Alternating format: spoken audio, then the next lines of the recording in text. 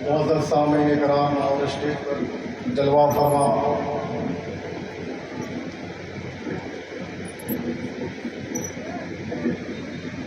Stage پر جلوہ فرما پیران طریقت علماء کرام شعراء کرام اور پردہ نشین خواتین اسلام، السلام علیکم ورحمۃ اللہ وبرکاتہ۔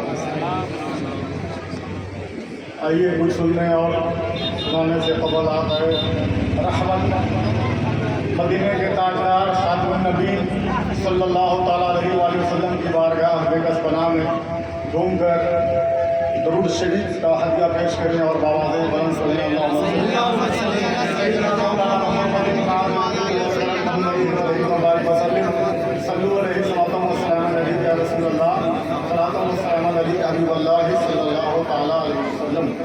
کچھ دیر کی خاطر میں بھی آپ سے مخاطب ہونے آیا ہوں، آپ مجھے بھی سماعت فرمائیں۔ الحمدللہ رب العالمین، الصلاۃ والسلام علی سید المرسلین، اما بعد فاعوذ باللہ من الشیطان الرجیم، بسم اللہ الرحمن الرحیم۔ قال اللہ تعالیٰ فی کتابہ العظیم خطابہ القدیم، ان اللہ وملائکتہ یصلون علی النبی یا ایھا الذین آمنوا صلوا علیہ وسلموا تسلیما۔ اللہم صلی علی سیدنا مولانا محمد مبارک وسلم، صلو علیہ الصلوۃ والسلام علیک یا رسول اللہ صلی اللہ علیہ وسلم۔ ابھی میں نے جو قرآن پاک کی آیت کریمہ پڑھی، اللہ تعالیٰ اس آیت کریمہ میں فرما رہا ہے ان اللہ وملائکتہ یصلون علی النبی، بے شک اللہ اور فرشتے نبی پر درود بھیجتے ہیں، یا ایھا الذین آمنوا صلوا علیہ وسلموا تسلیما، اے ایمان والو تم بھی اپنے نبی پر خوب درود و سلام بھیجا کر۔ آج ہم اور آپ درود شریف پڑھنے میں کوتاہی کر رہے ہیں، سلام پڑھنے میں کوتاہی کر رہے ہیں، درود شریف کا ورد کرنے میں ہم سستی کر رہے ہیں، اور اللہ تعالیٰ قرآن پاک میں فرما رہا ہے اللہ اور فرشتے نبی پر درود بھیجتے ہیں۔ اے ایمان والو اپنے نبی پر خوب درود شریف بھیجا کرو۔ مثلاً آپ سمجھیں کہ کچھ کام ایسے ہیں جو ہم کرتے ہیں وہ اللہ تعالیٰ نہیں کرتا ہے۔ ہم نماز پڑھتے ہیں، اللہ تعالیٰ نماز نہیں پڑھتا ہے۔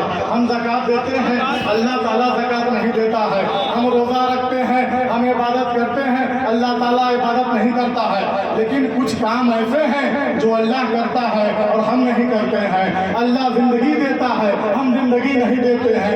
اللہ موت دیتا ہے، ہم موت نہیں دیتے ہیں۔ اللہ روزی دیتا ہے، ہم روزی نہیں دیتے ہیں۔ لیکن ایک کام ایسے ہے جو اللہ بھی کرتا ہے، اس کے فرشتے بھی کرتے ہیں اور ہم سب بھی کرتے ہیں۔ وہ کیا ہے؟ وہ اپنے نبی رحمت پر درود شریف بھیجنا ہے۔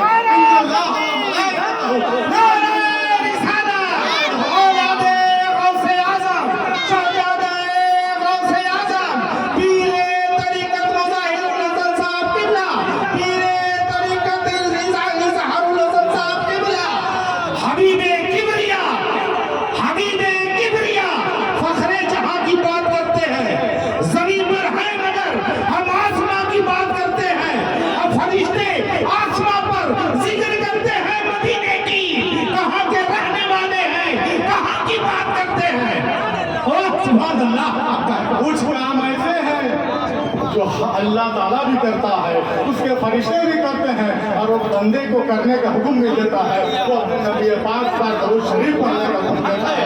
اور یہ نہ سمجھیں کہ آپ پر زور دیا جا رہا ہے، آپ کو زبردستی کہا جا رہا ہے کہ درود شریف پڑھیں۔ یہ نہ سمجھیں جب ہمارا تھے، جب یہ دنیا نہیں تھی، جب یہ شمس و قمر نہیں تھے، جب یہ شجر و حجر نہیں تھے، جب یہ لوح و قلم نہیں تھا، تب بھی نبی پر درود پڑھا جا رہا تھا۔ اور جب کچھ نہ رہے گا، پورا عالم ختم ہو جائے گا، چاند و سورج ختم ہو جائیں گے، سب فنا ہو جائے گا، لیکن نبی پاک پر درود بھیجا جاتا رہے گا۔ یہ اللہ تعالیٰ فرما رہا ہے اور حدیث شریف میں آیا ہے کہ دنیا کی ساری چیز فنا ہو جائے گی، جو کچھ باقی رہے گا تو اللہ تعالیٰ کی ذات ہے، اور درود شریف پڑھنے اور بھیجنے والا خود اللہ تعالیٰ ہے۔ اس لیے درود شریف کو اپنے زبان پر ہمیشہ رکھیں۔ حدیث شریف میں ہے سرکار دو عالم نبی رحمت صلی اللہ تعالیٰ علیہ وسلم نے ایک دفعہ ایک شہد کی مکھی سے پوچھا، مکھی تیری شہد میں مٹھاس کیسے ہوتی ہے؟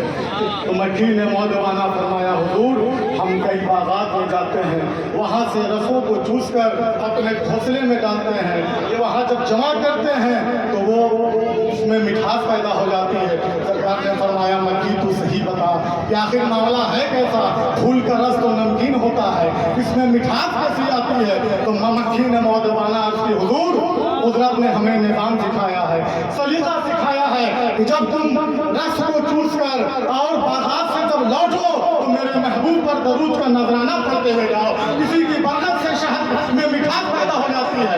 جب مکھی کے درود شریف پڑھنے کی وجہ سے اس کے شہد میں مٹھاس آ سکتا ہے، اس کے پھول کے رس میں مٹھاس آ سکتی ہے، تو ہم درود شریف پڑھیں گے، ہم مصطفیٰ جان رحمت کی امت درود شریف پڑھیں گے تو کیوں نہ ہمارے قلب مجلہ ہو جائے گا، کیوں نہ ہمارے قلب میں تازگی آ جائے گی، کیوں نہیں ہمارا ذہن و فکر تازہ ہو جائے گا، کیوں نہیں ہمارے معاملات سدھر جائیں گے۔ زندہ باد، زندہ باد، زندہ باد، حق ہے۔ اس لیے درود شریف کو ہم عدم پڑھا گئے۔ حضرت مجدد وقت مجدد کبیر حضرت علامہ جلال الدین سیوطی علیہ رحمۃ رضوان نے 75 مرتبہ سرکار دو عالم صلی اللہ تعالی علیہ وسلم کی زیارت کی۔ اس مصر کے جید عالم کا نام حضرت علامہ جلال الدین سیوطی علیہ رحمہ ہے۔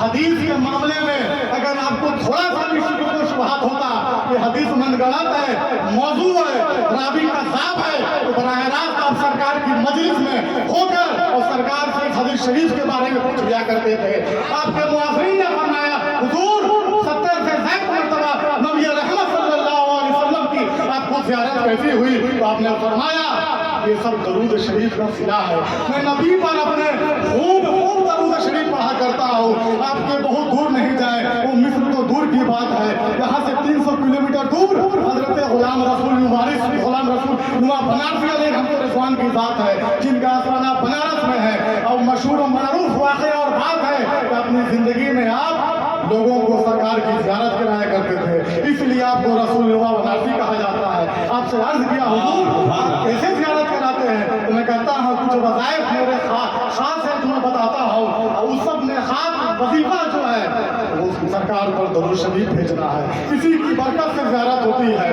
حضور صاحب ملت علیہ رضوان کی زندگی کا پورا معاملہ جو آپ کے اندر جتنے چاہو جلال کرامات تھی وہ سب درود شریف پڑھنے کا نتیجہ تھا، وہ سب درود شریف کی وجہ سے حضرت کے معاملات اس طرح جو آپ کے سامنے نظر آتے تھے۔ تو درود شریف کے بہت سے فضائل ہیں، بہت سے برکات ہیں۔ آج ہم لوگ یہاں پر مرحومہ کی مغفرت کے لیے حاضر ہیں۔ اللہ تعالیٰ مرحومہ کی مغفرت فرمائے اور ان کو کروڑ کروڑ نبی فردوس اعلیٰ مقام عطا فرمائے اور پسندگان کو صبر جمیل عطا فرمائے۔